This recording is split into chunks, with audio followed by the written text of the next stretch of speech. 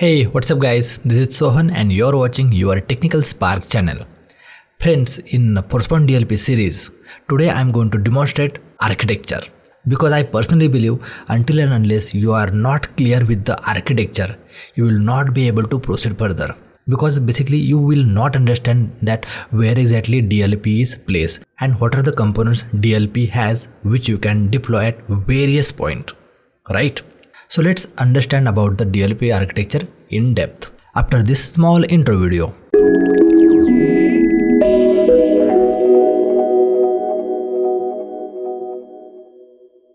Hey, welcome back guys. Now as always, let me open my browser and for demonstration purpose we'll use app.diagram.net. This is one of the free website where we can create and export the diagrams.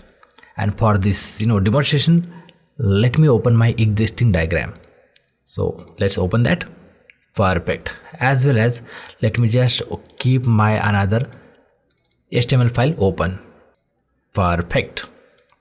So guys, this is the diagram which I'm going to explain you, so that after this particular video I'm pretty sure that you will be able to understand everything about the DLP. For that, let's go to the HTML site. Okay, let me just zoom in so that you will be able to see it properly. So guys, as always, before you proceed with your DLP configuration and all other stuff, right, very first you will need to build your infra. Okay, infra means management server. So for management server, basically we would very first require the database server. Database means it's the SQL database, and it's again depend whether you are using the Express edition or one of the standard enterprise edition. Okay, it's completely depend on your organization, how large it is. And if you are just handling 100 or 200 users, then Express edition database is also enough. Now once your database has been set up, then you will need to install FSM, which means Forcepoint Security Manager, or some people also call that Forcepoint Infrastructure Management Server. So this is our management server, similar to our Trellix APO. Okay, and in that management server we basically deploy DLP component. And once DLP installation is succeed on this particular FSM server, then it does the job of policy engine, fingerprinting repository, as well as XML policy store. Okay, so these are the tasks done by this FSM, or you can say DLP server. And this particular server is communicate with your Active Directory server, SMTP server, as well as SIEM server for the log forwarding. So hopefully the basic infrastructure is clear to you all guys. And for database server, you can configure as a standalone or in cluster. And once your all this Forcepoint server has been configured, then now let's jump to the different section of this architecture.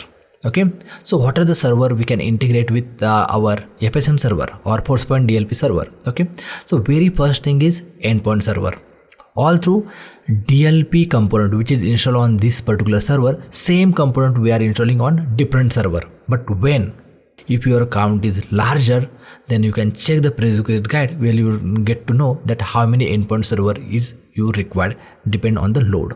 Okay, then this particular endpoint server is communicates with your FSM server. Okay, so like this, users will directly communicate with your endpoint server, and endpoint server will communicate to FSM server, so that all your logs and everything will get stored into the database, and it will be available in our GUI, graphical user interface.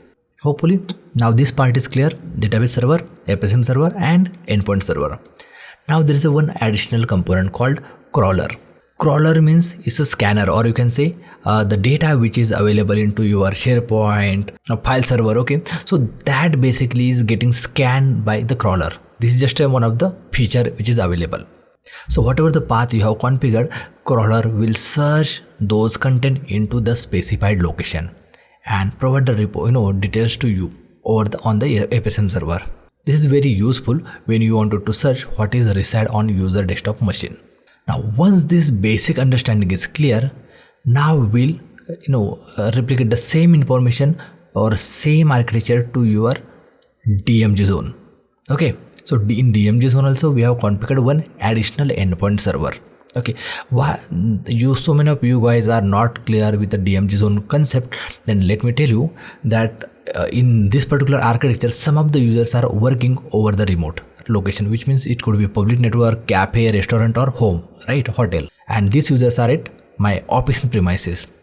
So if you have configured your FSM server into the intranet, right, then this particular server IP will not be accessible from the internet. So that's the reason we configure here one endpoint server, and this is into the DMG zone, which means one secured network. And then guys, the FQDN used by this server we will publish over the internet. It's similar to your public IP. Okay, so that when user will go outside of your office network, they will query that FQDN. Okay, FQDN is basically nothing but your server name, like FSM dot, or let's say endpoint is a server, so endpoint @technicalspark.com, it could be my FQDN. And once you publish that FQDN, then your system which is work, or the users which are working on from the home, those will be able to query that particular FQDN, and that request will get forwarded to your from the internet to router to firewall, and then firewall will route all the traffic to your endpoint server which is available at your DMG zone. We actually do this here by natting. So NAT rule will be created so that all the traffic will be forwarded to our endpoint server which received on XYZ port. I will discuss in detail about the port requirements in the upcoming videos, because this is just a high level video for your information. Guys, basically there is one NAT rule configured on the firewall. Firewall administrator create one rule that whatever the traffic is getting received on that FQDN URL, okay, on so and so port, that has to be routed to the endpoint server, and then your endpoint server will talk to our FSM server and then fulfill the query which is triggered by the endpoint, or whatever the policy which we have configured, it will get deployed on the end users in similar way. Now let's talk about the email. Okay, so whatever the system which you have in which our DLP endpoint agent is installed, all the systems will be protected based on what exactly policy which you have configured. Okay, but what if one of the user is using mobile phone? Because our DLP agent will not be able to recognize the traffic of the mobile, because these are two separate devices. So for that particular reason, we deploy one protector that is called email protector in our network, and this particular protector will be integrated with our FSM server, so that all the configuration of the policy will be done using this FSM server, and same will be deployed to our email. Now when any user which is available at home or any over the internet, who is not using their official laptop, right, it could be mobile or any public device for the emailing, then those traffic will be automatically getting sent to your Exchange server, and then Exchange server forward all the traffic to our email protector. This is, you can also call as a inline mode. Okay, so once the traffic is received to the email protector, then email protector validates the traffic or email communication with the policy configured, whether this particular email is allowed to send to the so and so recipient, or the data which is available inside the body or attachment. It analyzes all the things, and based on that, if the all checks are passes, then email will be sent to the user, which means the next hop will be email gateway, and then email gateway will forward all traffic to your internet, and then it will reach to the next person. Let's say I'm sending one email from technicalspark.com to the Gmail. Then if there is no restriction, then this entire email will go to the internet, and then it will be reach out to Google mailbox, and then that mail will be delivered to the user who is using the Gmail inbox in their devices. And if any email is violating the policy, then that will be rejected. You can configure this into the audit, or let's say monitor or prevention mode.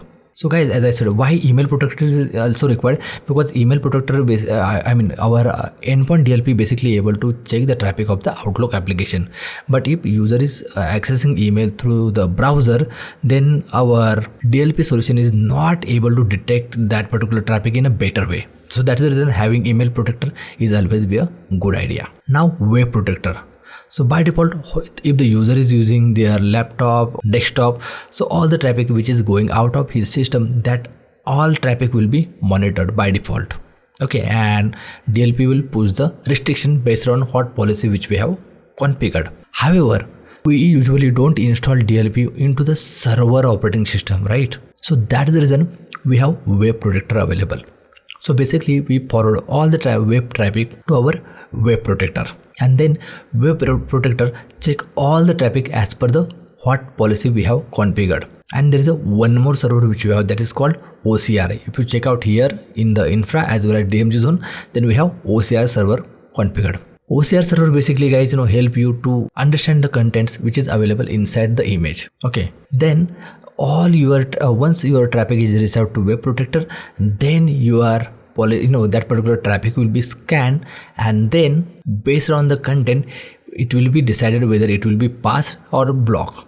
So it's completely depend on your policy, and once the traffic is passed, then your web protector will forward all the traffic to your next hop, or you can say firewall, router, and then internet. So this is how the high level architecture is, guys. Hopefully now you have got the pretty much idea that how exactly the Forcepoint DLP deployed in any of the organization, and what are the components which gets integrated with your Forcepoint Security Manager server, or let's say Forcepoint DLP server. If you still have any queries, question, then please feel free to let me know in the comment box below.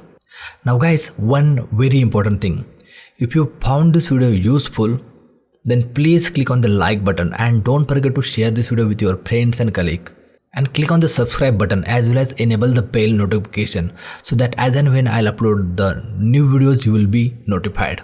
So that's it in this video. This is Sohan signing out. I'll catch you in the next Forcepoint DLP videos. Till then, bye bye.